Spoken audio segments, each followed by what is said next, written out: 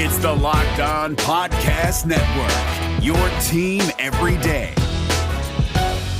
All right, Brad Stevens is going to hire a coach at some point in the next few weeks. I mean, they don't have a whole lot of time. They have time, but they don't have a whole lot of time. So let's bring Tom and Chris from the Gino Time Podcast back on to start naming names. Do you guys, I'm going to start with Chris this time for once. Relax. I'm going to take every name. Tom's going to have none left by the time I'm done naming names. Just go through the whole thing. Just name everybody. Have you thought about any particular short list? You guys have both mentioned former players, so I assume you're going to go the former player route. Which of these guys is most intriguing to you? So my top 2, I put up my top 10 on Forbes this morning, and Sam Cassell would be my first choice, at least my first target, if I were the Celtics. Same mold we were just talking about before, right? Former player, brief Boston ties. He finished his career in Boston, very short time, and then jumped into coaching. He's been an assistant for a while. He was in Washington for a bit, and then he's followed Doc Rivers from LA to Philadelphia. So I think he is a guy who could command a locker room, relate to the players really well. And I think he is someone who's been in the discussion for head coaching vacancies for what feels like too long. You know, I feel like he's been due for a head coaching job for a year or two now. So it's only a matter of time. It's more so when, not if. So I think Sam Cassell makes a lot of sense. Away from the player side, I know this isn't a very popular pick, but I really do like the possibility of Lloyd Pierce. Brad Stevens is a really big fan of his. He spoke glowingly of him at seemingly every turn. You know, the quote that kept circling yesterday was from the Celtics matchup against the Hawks shortly after Pierce it wasn't against the Hawks. It was against I don't even know, but it was shortly after Pierce was fired in Atlanta. And he spoke really, really highly of him. Pierce also has experience coaching the Celtics core, Jaylen Brown, Jason Tatum, Kemba Walker, and Marcus Smart at the FIBA World Cup. I know he's got a really good relationship with Jaylen Brown. And I just know he's really highly regarded among the coaching network in the NBA. So yes, he didn't have a great track record in Atlanta. I think he was in kind of a tough spot. I don't think everything really broke his way there. There was a variety of factors in play. But I think Lloyd Pierce is someone who is going to have a really good shot at this job as well. Karalis, we talked on our last, on the other side of the home and home, or I mentioned that you and I, I've talked a lot of basketball. I've talked a lot of Celtics. We often, our opinions often overlap. So given your lead in, I think you and I both have the number one option, the same one. Kara Lawson, I give it a shot. I think Kara Lawson would be a great option here. She has a relationship with several, members of the Celtics. She coached Marcus Smart when she was in Boston. Marcus loved her, talks often about how much he liked her and everything that she did. So she has, she knows these guys. She's been around these guys. She is a former player. And I just think I think that there's a lot of value in that. I think, again, having that prior relationship with these guys, not just, Grenham, you and I have talked too. I think Lloyd Pierce is probably a little bit underrated among Celtics fans as an option, again, because of that, those prior ties to the Celtics players. But I mean, it's not the same as being around them for an entire year. Brad has obviously said, glowing things about Kara in the past. He joked last year that the Celtics could barely keep her because, other teams were just coming after her so fast. I think that she is a future NBA coach, and I think the Celtics would do well to be the first team to give her a shot. I think there could be a really, really good pairing there. You think about all of the things that you go into the player coach, the former player who comes into to coach. We all love the former point guards, right? There are a number of guys who are out there that weren't, but it's the former point guards that tend to get these jobs that the cliche, they're the ones, right? So she's a former point guard. She's not just a former point guard, a very successful one, but also not like Jason Kidd, who just was so elite that you get by on talent alone.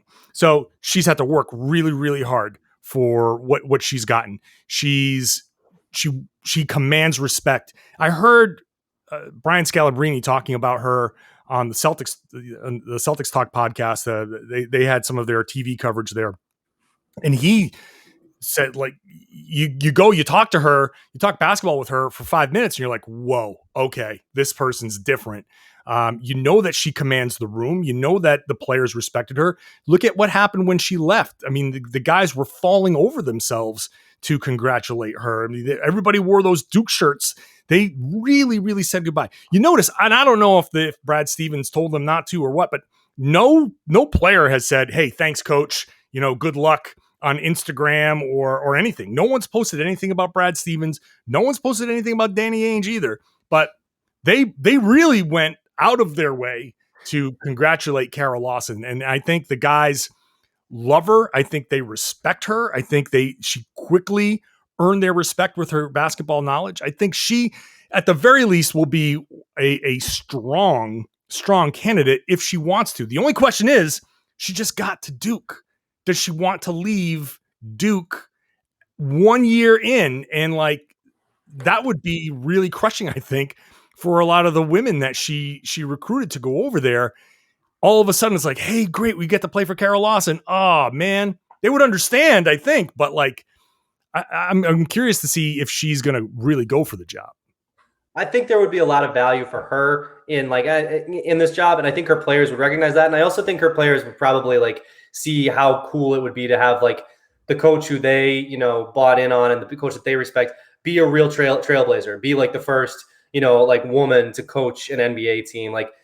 Yes, I'm sure if you're at Duke, you're disappointed, and she's a really good coach, and I'm sure you probably wanted to play for her. But at the same time, if I was a former player and I really had a good relationship with my head coach at college, if they got a chance to do something really special and really historic like that, I think I would be pretty pumped for them.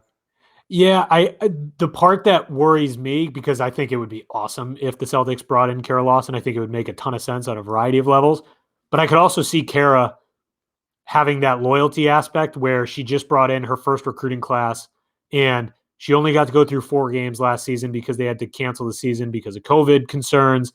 And I could see part of her wanting to, stick it out for a little bit there. Granted, very difficult to turn down an NBA head coaching position if it is offered to you. So who knows how that would play out. But the fact that she has what seems like tremendous relationships with basically everyone on this roster, she knows the system, she knows the personnel up and down the organization. There are so many hurdles you have to jump when you bring in an external coaching candidate. She's essentially an internal candidate. You know what I mean? So that makes the process so much smoother. So I just think that makes a lot of sense. Again, who knows if she'd be willing to leave Duke, and who knows how hard they'll press her on that, but Kara Lawson has to be in that top tier as well. Yeah, I mean, I think everybody involved, I would hope, I think I'm just thinking of myself as if I'm the Duke athletic director, and it's like, look, yeah, I know you just got here and all of that stuff, but I would approach her before she even said anything and be like, look, I know that if you want to go for this job, it's not just history, but it's one of the greatest coaching jobs in the entire world. One of these prestige NBA franchises getting to be the coach. It's the Celtics, it's the Knicks, it's the Lakers. You go, I mean, those 3 basically, the Knicks, the big major, been around since the beginning of the NBA. There's something special about coaching those particular teams. And, sorry, not to say anything about, bad about the Memphis Grizzlies. It's a great team and all that stuff, but an NBA coach is an NBA coach, but coaching the Celtics and coaching one of these prestige NBA teams, there's something oh yeah, that can be, if you win a championship in Boston, can you imagine? So I hope that she enters the sweepstakes. Short of her, I think I'm leaning towards the former player type, but I'm very curious to see not just the head coach that gets hired, the assistants, the staff that gets hired, and really we haven't talked about Jay Larranaga, Jerome Allen, Scott Morrison, who I think are the three prime internal candidates. Brad Stevens talks about a fresh perspective, and we've talked about bringing in somebody with a new voice and this former player. Do you think it's possible that any of these guys that are already here to help ease the transition? Because look, every new coach has his own personal style, and you can be, say, Jerome Allen and work for the Celtics, but know that, hey, if I was coaching, I would do this differently. I would use this. I would whatever. Do you guys think that any of these guys are serious candidates for this job, or are they all just kind of like done here? Because if they don't get hired, then I can't imagine that they all stick around. Yeah, I mean, well, you have a new coach come in. They often bring their own staff, right? That's just kind of the way it works. With the way it seems they're approaching this in terms of a shakeup, an organizational shakeup, which has already clearly begun, it just wouldn't make a whole lot of sense to me to go the internal candidate route. That being said, there are good candidates on this staff. Jay Larranaga was a finalist for that Hornets job. He went in for a couple interviews down to Charlotte. They ultimately went with Borrego, but he's a legitimate candidate who's always in the conversation when there's a vacancy. Jerome Allen was a coach at Penn, so he has head coaching experience. Scott Morrison, I think, might be like slightly below those two guys in terms of the tiers of these internal candidates, but obviously he coached the Maine Red Claws and he has that head coaching experience. So former G League Coach of the Year. Former G League Coach of the Year. I mean, yeah, I don't want to like knock the internal candidates is what I'm getting at, because I think they are really good coaches and good candidates. I just think the way the Celtics and Brad Stevens are approaching this coaching search to continue the shakeup, it just leads me to believe that they're going to go with an external candidate. Yeah, I think that's right, because when you think about, yes, like the Celtics are shaking things up because Danny Ainge is no longer the GM and Brad Stevens is no longer the coach, and that's wild. But like Brad entering the president of basketball operations role, that is basically like it's a shift, but it's like reshuffling the cards that were already in the deck. So, you know, I think if the Celtics want fresh perspective, fresh voice, fresh all that, yes, like Jay Larranaga or, you know, Scott Morrison or Jerome Allen or any of these guys, like Grenham said, I think they're all, you know, really good coaches. And I think down the line, all three of them will, you know, will continue to be head coaching candidates. But if the Celtics are looking to shake things up a little bit more, I think they have to. I think even though they would be in a new role, I think they have to, like, you know, put some new cards in, you know, kind of change some things up a little bit more, because if all of this, you know, if all of the voices or most of the voices are still kind of the same, I wonder how different things actually would be, or if they would kind of, you know, just kind of like stay a little bit the same, maybe a little different, maybe you know, a fresh perspective here and there. If they want like kind of, you know, some real change, some real freshness, I think they have to. I think they do have to look outside the organization. And I know that does kind of contradict what I was saying about Kara Lawson, but I don't care. She's the external internal candidate, you know? Yeah. So, okay. Other names here. I agree with that stuff. It's a shame. These coaching jobs are so, you know, they're so coveted, and it's hard. So, I mean, there's gonna be changes here. And hey, look, Jay Larranaga was on Doc Rivers' staff, and he survived. He came and he stayed. Like, these guys are. There's no guarantee that they're going to go. I mean, there is. I think, and it depends on who they hire. Is it a former head coach? Is it Lloyd Pierce? So then, if it is Lloyd Pierce, which does make sense on some levels, I think all of these names make sense on some levels. Then I can see, hey, I want to keep one or two guys that have been here, and so maybe one or two guys that are on the staff stick around, and I want to bring in these former players. So maybe you call up some of these guys who are coaches on other teams and say, hey, do you want to come over and be have a bigger role as an assistant on my staff and whatever. Or if it is a former player, let's say we haven't mentioned Chancey Billups. Chancey Billups is a name that's going to get thrown around a lot.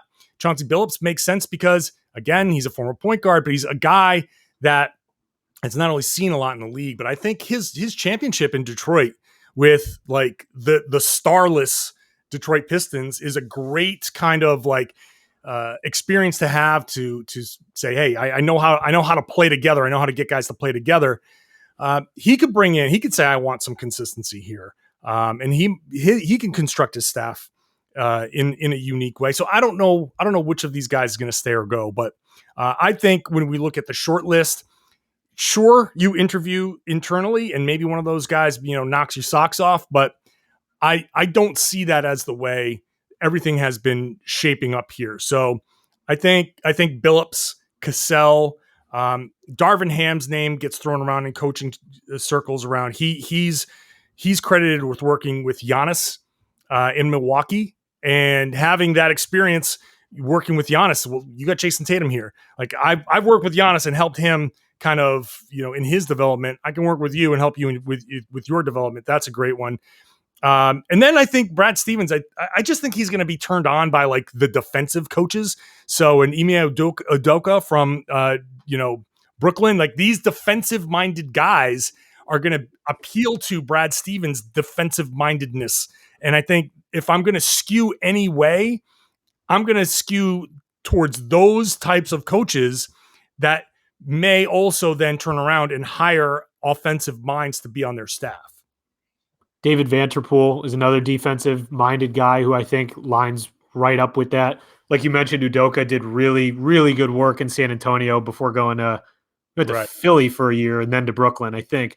There's a lot of guys who do line up with Brad Stevens' mindset. So he could find some form of continuity with an external candidate. It's possible to go that route.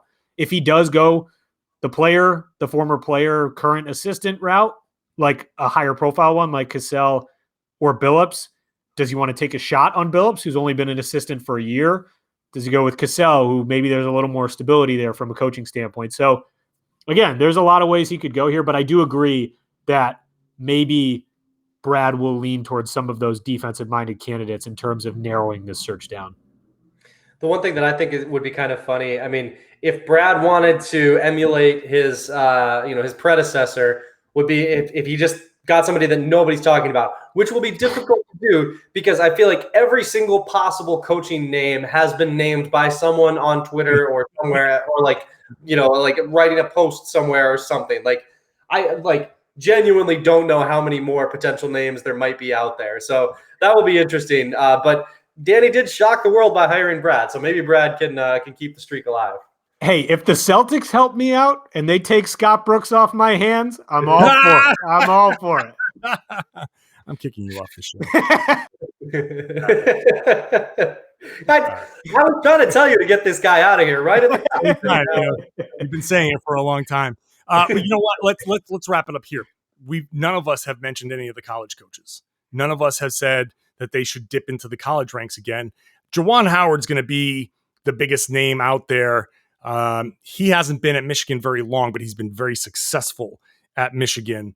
Now, I feel bad every time I bring up his name because I don't want him to leave Michigan. I do not want to be the team that poaches him into the NBA because I like what he's doing at Michigan. And just from a story perspective, I would like to see him stay at Michigan for 20 years, be like the Coach K of Michigan, and just ride into the Hall of Fame as a Hall of Fame coach with multiple national championships at Michigan. I think what he's doing there has been great. I would love to see how he does as an NBA coach, but I would rather have him have a ton of success there. I don't know how you guys feel or if there's anybody in the college ranks that makes sense for Boston.